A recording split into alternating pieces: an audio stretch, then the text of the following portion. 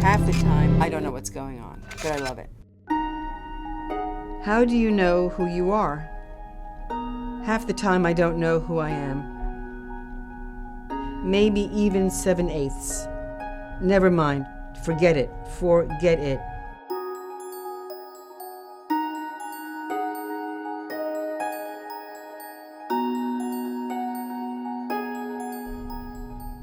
How do you know who you are?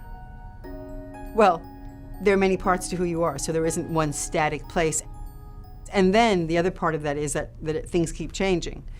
When I was 7 or 8, I knew I was going to be a writer. That was certain. And I was writing until college, where I looked at my writing and thought, this is really awful. So I thought, what's a good way to tell the story? And I thought, well, drawing, that could be kind of fun. Easier, certainly, than writing. So there was this idea of narrative drawing, expressive illustration. And I thought, this is for me. I am now a writer again and an artist. My love is books. Or my love are books? No, my love is books. Which one is it? I love books. And my relationship to creating work for a book is really the strongest motivator. There is this fluidity between the narrative word and the narrative picture. How are we so optimistic, so careful not to trip, and yet do trip? And then get up and say, okay. Why do I feel so sorry for everyone? And so proud? The sense that people get from reading my work is that I don't have antipathy to people.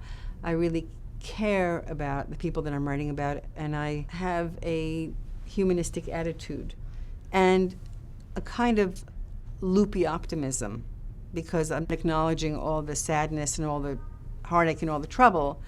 But I usually come out on the side of, well, despite that, here we go and on we go, and things can also be fantastic at the same time as they are horrible.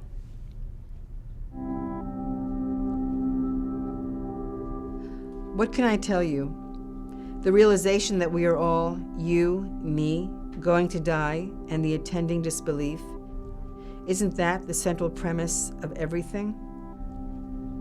It stops me dead in my tracks a dozen times a day.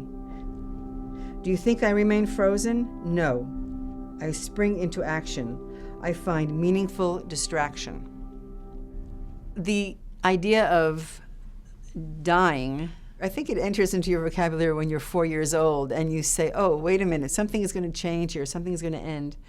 And the older you get, the more you grapple with the idea that time is lessening, and what is it that I'm supposed to be doing here, and how much happiness am I achieving on this planet.